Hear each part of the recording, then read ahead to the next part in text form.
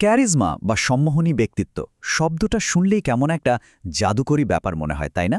মনে হয় যেন কিছু মানুষের মধ্যে এটা জন্ম থেকেই থাকে। কিন্তু ব্যাপারটা কি আসলেই তাই? চলুন আজ আমরা এই আকর্ষণীয় ক্ষমতার রহস্যটা একটু ভেঙে দেখি। এটা কি আসলেই কোনো ঐশ্বরিক উপহার, নাকি এমন কিছু যা শেখা যায়?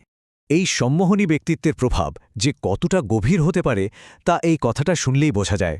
বলা হচ্ছে ক্যারিশম্যাটিক মানুষদের হাবভাব তাদের চালচলন থেকেই যেন একটা আভা বেরিয়ে আসে, আর এই আভাই তাদের করে তোলে অসাধারণ। তাদের উপস্থিতি যেন একটা ঘরকে ভরিয়ে দিতে পারে। আর যারা তাদের এই জাদুতে মুগ্ধ হয় তারা তাদের আর সাধারণ মানুষ হিসেবে দেখে না, তাদের চোখে তারা হয়ে ওঠে দেবতা, সাধু বা সুপারস্টার। তো এই পুরো বিষয়টা সহজে বোঝার জন্য আমরা 4টা ধাপে এগোব। প্রথমে দেখব এই যে ক্যারিজমার মায়া বা ইলিউশন, এটা আসলে কি। এরপর এর মূল গুণগুলো কি কি তা জানব। তারপর ইতিহাসে ডুব দিয়ে কিছু জীবন্ত উদাহরণ দেখব। আর সবশেষে ক্যারিজমার যে একটা বিপজ্জনক দিকও আছে সেটা নিয়েও কথা বলবো। তাহলে এই যে চুম্বকের মতো আকর্ষণ, এটা আসলে কি? ব্যাপারটা কিন্তু এমন না যে এটা শুধু কোনো ব্যক্তির নিজস্ব গুণ, বরং এটা হলো একজন নেতা আর তার অডিয়েন্সের মধ্যেকার একটা আদান প্রদান, একটা রিঅ্যাকশন। এটা এমন একটা মায়া যা সচেতনভাবে তৈরি করা হয়। ক্যারিশমার আসল উৎসটা কিন্তু বাইরে না, বরং ভেতরে। যেমন ধরুন গভীর আত্মবিশ্বাস, নিজের লক্ষ্য নিয়ে একদম পরিষ্কার ধারণা, আর এক ধরনের মানসিক তৃপ্তি।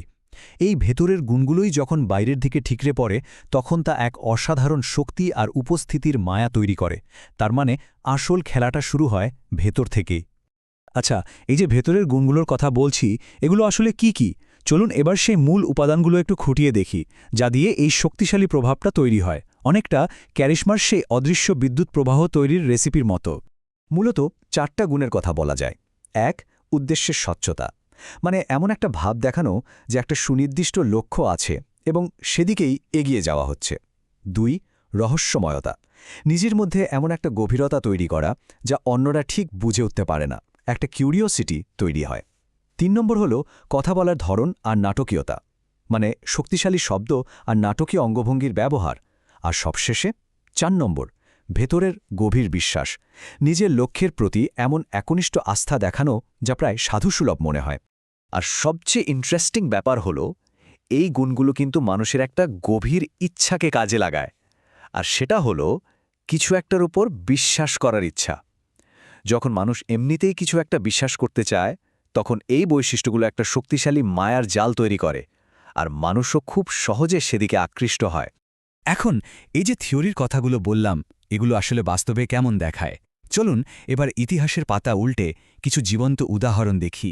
দেখব কিভাবে সাধু, ত্রাণকর্তা আর পারফর্মারদের মতো ব্যক্তিত্বরা এই ক্যারিশমাকে কাজে লাগিয়েছেন। এখানে আমরা 2 ধরনের ক্যারিশম্যাটিক ব্যক্তিত্বের একটা তুলনা দেখতে পাচ্ছি। একদিকে আছে সাধু বা সেন্ট টাইপ। তারা মানুষকে অনুপ্রেরণা দেন তাদের নিঃস্বার্থ ভাব আর ঐশ্বরিক সংযোগের একটা আভা দিয়ে। অন্যদিকে আছে ত্রাণকর্তা বা সেভিয়ার। এরা সাধারণত আসেন কোনো বিশৃঙ্খল সময়ে, আর তাদের অটল আত্মবিশ্বাস আর পরিষ্কার একটা পথের দিশা দেখিয়ে মানুষকে অনুপ্রাণিত করেন।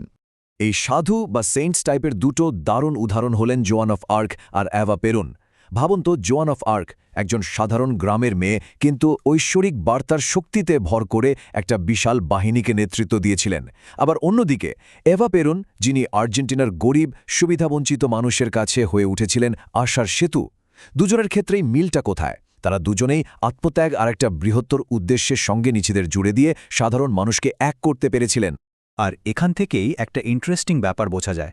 খুব খারাপ সময়ে বা সংকটের মুহূর্তে একজন সাধারণ দেখতে মানুষও শুধু তার লক্ষ্যের স্বচ্ছতা দিয়ে অসম্ভব ক্যারিজম্যাটিক হয়ে উঠতে পারেন। এর সবচেয়ে বড় উদাহরণ সম্ভবত ভ্লাদিমির লেনিন। যখন পুরো রাশিয়া জুড়ে চরম বিশৃঙ্খলা, তখন তার পরিষ্কার ভিশন আর আত্মবিশ্বাসী ছিল তার সবচেয়ে বড় অস্ত্র। আর এটাই বিপ্লবের জন্য লক্ষ লক্ষ মানুষকে তার পেছনে টেনে এনেছিল। আরেকটা টাইপ হল পারফর্মার ক্যারিশমা। আর এর কথা বললে কার নাম মাথায় আসে? অবশ্যই এলভিস প্রেসলি। মঞ্চে তার সেই বাঁধনহারা এনার্জি, কাঁচা আবেগ, এগুলো মিলে এমন একটা চুম্বকীয় আকর্ষণ তৈরি করত যে দর্শকরা, বিশেষ করে তরুণীরা, লিটারেলি পাগল হয়ে যেত।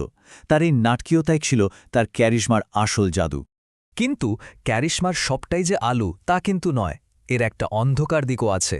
ভাবা যেতে পারে এটা একটা ধারালো অস্ত্রের মতো। এটা নিজে ভালোও না খারাপও না, এটা দিয়ে ভালো কাজও করা যায়, আবার ভয়ঙ্কর ধ্বংসযজ্ঞও চালানো যায়।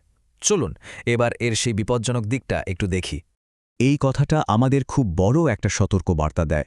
বলা হচ্ছে ক্যারিশমা ততটাই পরিবর্তনশীল যতটা আবেগ এটা তৈরি করে, আর সত্যকে ঢাকতে প্রায় কুয়াশা নেমে আসে। এর মানেটা কি? এর মানে হল ক্যারিশমার এই তীব্র আকর্ষণের কুয়াশায় আসল সত্যিটা খুব সহজেই হারিয়ে যেতে পারে। ক্যারিশমা যে কতটা ভঙ্গুর হতে পারে তার এক ক্লাসিক উদাহরণ হল ম্যাক্সিমিলিয়ান রোবসপিয়ারের পতন। ভাবুন, ১৭৯৪ সালের মে মাসে তিনি ক্ষমতার একেবারে চূড়ায়, কিন্তু মাত্র ২ মাসের ব্যবধানে তার দেওয়া একটা হুমকিমূলক বক্তৃতার পরই তার ক্যারিশমার পুরো জাদুটা ভেঙে চুরমার হয়ে যায়। আর সবচেয়ে বড় ট্র্যাজেডি হল, যে বিপ্লবকে তিনি নেতৃত্ব দিয়েছিলেন সেই বিপ্লবের হাতেই তাকে গিলোটিনে যেতে হয়। তাহলে শেষ পর্যন্ত আমরা কি বুঝলাম? মূল কথাটা হলো ক্যারিশমা নিজে ভালো বা খারাপ কিছু নয়। এটা একটা অসাধারণ শক্তিশালী টুল বা হাতিয়ার। এর আসল শক্তিটা নির্ভর করে এটাকে কিসের জন্য ব্যবহার করা হচ্ছে তার ওপর। এটা দিয়ে যেমন অসাধারণ কিছু তৈরি করা যায়, ঠিক তেমনই সবকিছু ধ্বংসও করে দেওয়া যায়। তো এই পুরো আলোচনার পর একটা প্রশ্ন কিন্তু থেকেই যায়। এই যে আমরা একটা আলোর ঝলকানি দেখি, এর আসল উৎসটা আসলে কোথায়?